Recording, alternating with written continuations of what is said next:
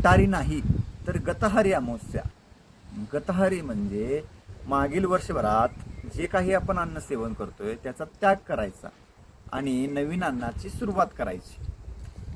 तसेच गतारी अमावस्येच्या दुसऱ्या दिवशीपासून श्रावण महिन्याची सुरुवात होते.